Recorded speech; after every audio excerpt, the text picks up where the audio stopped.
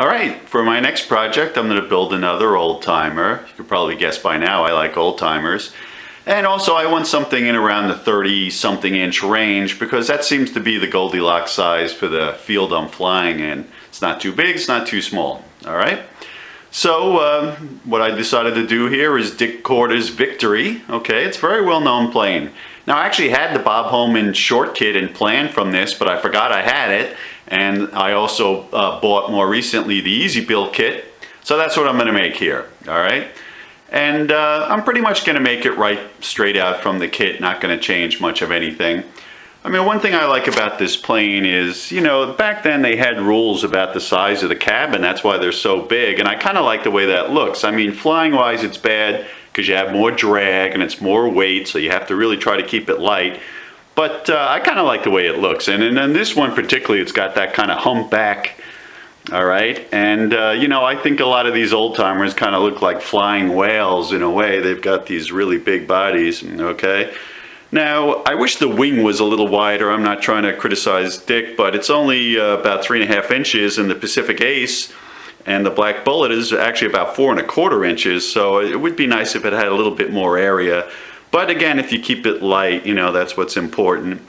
On the front end here, on the prop, we're going to see about what I'm going to do. I could use the 9.5 inch gizmo.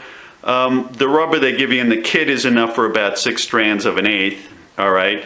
If you go to outerzone.com, you can also get the plan. And there, you know, Dick makes some comments. He says 6 to 12 strands. Okay. He's using a 10 inch or 11 inch balsa prop, which I might also do, so I have to think about it. All right. So here's the kit, okay, from Easy Built. All right, looks really nice, okay. And you got all the strip wood, and you have the laser cut parts, okay. A block for the nose. It gives you all the tissue. I'm not going to use that. Has an Easy Built 10 inch prop. So I might use this and show you a different way to do the freewheel, okay. I also have a Chinese 10 inch prop. This is from Valari. So since I'm going to make it easy to remove, I could actually test them at the field and compare them. They give you some plastic wheels. Unless I need some nose weight, I'm probably just going to use the balsa wheels instead. Okay, and we'll see how that goes. So we're going to get building here and, you know, get it together. I'll show you how I'm going to do the freewheel mechanism, and we'll see how it goes. Alright, it's actually about 8 months from when I made the previous segment. Okay, I ended up making the Lanzo cabin first, and then I made the Hurricane. Alright, so now I got back to the Korda Victory, and went together pretty quick. You know, it only took me about 2 weeks, okay, and I pretty much built it right out from the kit. I like to put a little sheeting in the nose, okay. You can see I also have the compartment for the receiver there and the switch. And the landing gear, as usual, I make it so it plugs in and it's removable, okay? It's very light that way, and it's very strong. So what I do is I just put a little balsa in the wire there, and I wrap it with a little Kevlar thread, and then I soak it in a little CA, and that makes a nice, strong, light landing gear, all right? Now, the prop I did pretty much the same way I did on the Lanzo and the Hurricane. It's basically a tension freewheeler, all right? I really like the way that works. I mean, the prop spins easy. And if you break it, you can just change it right at the field, or if the shaft gets bent, you can replace the shaft. So I like the way this works. Okay, we got the stab done, the rudder. All right, so the rudder I hinged it with a little bit of Mylar. Okay, so that's pretty much ready to go. We made some props, so I have an 11 inch Korda Victory prop on there. I made a second one, it's a little heavier. Okay, and I also made a 10 inch in case I want to experiment. We got the equipment, all right, so total weight, as you see it there, is 6.5 grams, so it's not too bad. Okay, if I want to add the altimeter, and I usually do, that's another 1.9 grams, so that gets you up to 8.5 grams, and then with the battery, you're at about 10 grams, all right? So that's why it's important to build light, even though, you know, it takes a while to learn how to build light yet strong. I mean, my planes really take a beating, so they have to be strong.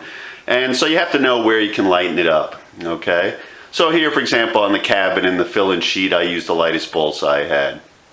All right, but on the wing spars, I use nice stiff ones because I want that to be strong. Okay, so we're gonna get covering, and we'll see how that goes.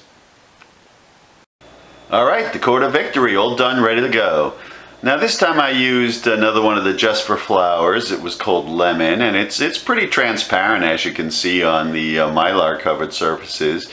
Alright, it was a little tricky to get on smooth. I had to just dust it lightly. If you get it too wet, it tends to clump a little bit, so it was a little tricky to use. Okay, now we got the switch there on the side, and we had the balsa prop and wheels. Now if you're a beginner, I'd recommend just use the kit prop and the wheels. That's fine. I'm sure you'll get great flights. Alright, if you're a little more advanced, then you could try the fancy balsa prop and things like that. Okay. The total weight was 56.6 grams, so it's actually pretty close to the Pacific Ace. Okay, it's not bad. A nice part about the humpback, by the way, is that you can see I used the Kevlar pull, and this way it comes out pretty far back on the fuselage. I have it on, so I'll show you that. And there you go. You can see. Okay, I think the rudder moves nice and smooth, not going to be a problem. All right. Again, the wing was a little tricky to cover, and you know, when I was doing it, I was thinking that both this and the Black Bullet, which was also tricky to cover the wing, don't have top spars, whereas the Lanzo and the Pacific Ace and the Hurricane all have top spars, and they came out absolutely perfect. So I'm thinking that maybe it's the top spar, gives a little bit more support for the Mylar, all right? The main problem I had is in the middle part. It was a little wrinkly, and I think with a top spar, that would be wouldn't be a problem. So if I built it again, I'd probably put a 16 square top spar on the top. I believe that's SAM legal, so you can still fly it as an old timer. All right. All right, we're gonna get some rubber. Right now, I think I'm gonna start with what I'm using in the Lanzo, which is 12 strands of 3/32. It's equivalent to 9 strands of 1/8, about 22 inch long. And we'll see how that goes. I'm going to lightly braid the motor as well. Okay, so we're going to get out, do some flying. Okay, so here I thought I'd show you. I just lightly braid the motor, alright, like that. And I keep the, you know, putting the front hook on, bobbin on, helps keep it braided, okay. And I just about make it the distance from the nose to the rear peg. So this way you don't have the motor slopping around and you don't have, you know, knots bunching up, alright. So we're ready to go. Okay. 350 hand runs.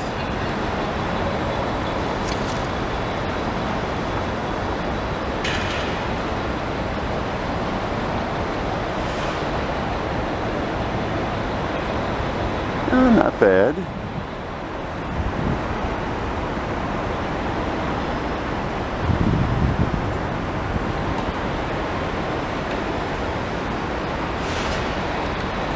Oh, get too close to the fence. Good. Alright, I reduced the wing incidence just a little itsy bitsy. Let's see what that does.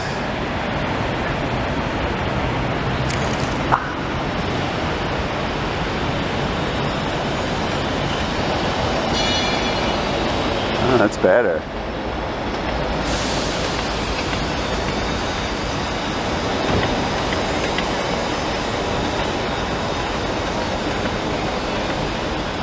Much better.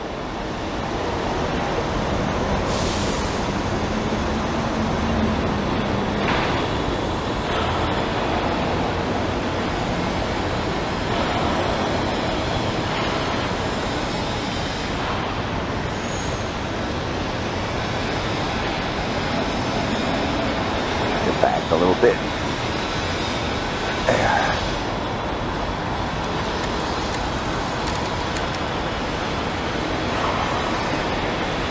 Alright, not bad.